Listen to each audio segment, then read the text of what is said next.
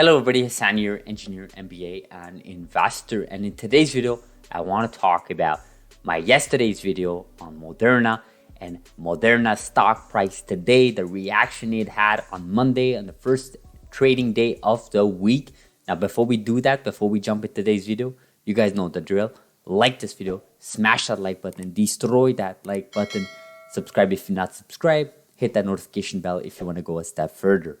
So today, stock Moderna got hit very hard. I mean, it was down basically 13% at some point during the day. So minus 13% for a company worth in the billions of dollars. Don't forget, this is the same company that peaked just in 2021. If you guys remember over the summer, this company was trading at like almost $500 a share, which basically is now currently down at 71%, right? That is a huge drop, okay? People need to remember that for you to get back to this all-time high, you have to basically double that percentage, right? So you need to be up 140% before you reach those all-time highs. So basically the company has to double and more to get to where they were in the last summer, just under a year ago, right? Which is mind-boggling, right? For a company this big, down basically today, down 11.6% at the end of the day, but was down about 13% during the day. So what does this tell us from yesterday's video, right? If you guys remember yesterday's video, I published this on Sunday and it broke records, right? It currently is at 700 views. It's less than 24 hours, basically actually a little bit over 24 hours, and it reached over 700 views. And the video is about the CEO selling 400 million worth of shares over the last year-ish, and also deleting their Twitter account. And I got a lot of feedback from this video. It's a lot of people who were sort of, predicting this type of crash, expected that, and were sort of relieved that I made this type of video. And then there was the other type of bulls, of Moderna bulls, that were basically telling me, you don't know what I'm talking about. I don't know what I'm talking about because, 400 million worth of shares it's just a tiny percentage of what actually the CEO owns in terms of shares within the company. And also about the Twitter account comments that I'll be explaining just in a second. But I do want to mention, if you actually watch that video, if you just for a second, if you look at that title, right, it's totally natural to have that reaction. And I can tell people that didn't watch the video by their comments, because clearly they didn't watch the video.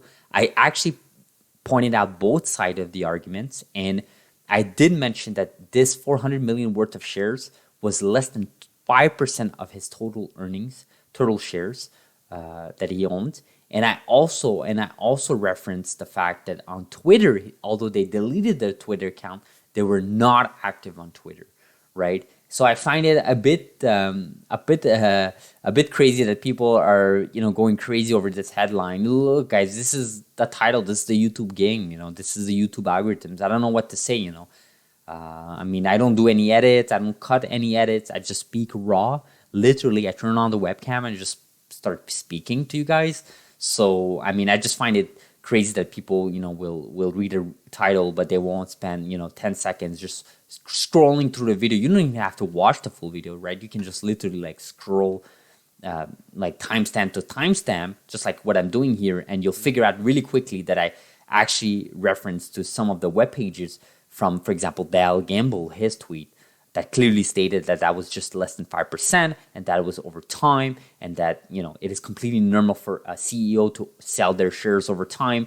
Jeff Bezos and Amazon is selling like, I think, $1 billion worth of Amazon stock for the last like few years. He's doing it every single year, and no one's calling out Amazon for that, or at least not the masses. So I didn't want to cover that really briefly, but I did also want to show off today's action here. And look, I often tell you guys, investing is a risky thing. You have to do your investing thesis has to include research. You have to build conviction. And whenever you see these types of price actions, all I ask you guys is not to do any rational decision, whether that's selling your existing stocks or even buying it, right?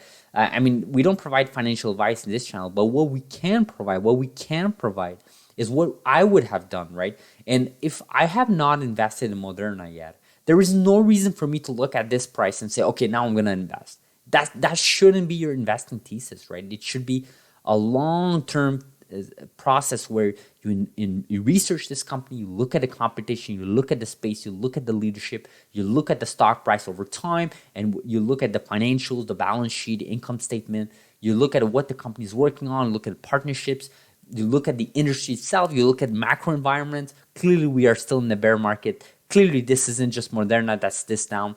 But obviously, Moderna, this being down minus 11% as a company this worth this big, clearly something triggered it. And that was last Friday, when the CEO was found to be selling their stocks. Obviously, that triggered legacy media to publish all these articles, and obviously retail investors and big institutions are going to freak out. But you as an investor, you have to do your own research. You have to build your own conviction. And this is things that I always repeat in this channel, and I'll keep repeating it because it feels like it's a secret weapon, but it truly is. We talk about it, but trust me, there is such a small percentage of people that will actually follow this type of advice, to build your conviction, to research, be patient with your thesis.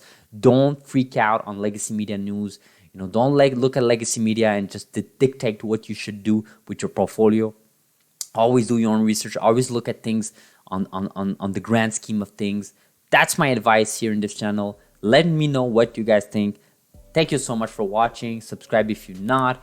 Like this video if you found value from it, and I will see you in the next video. Thank you.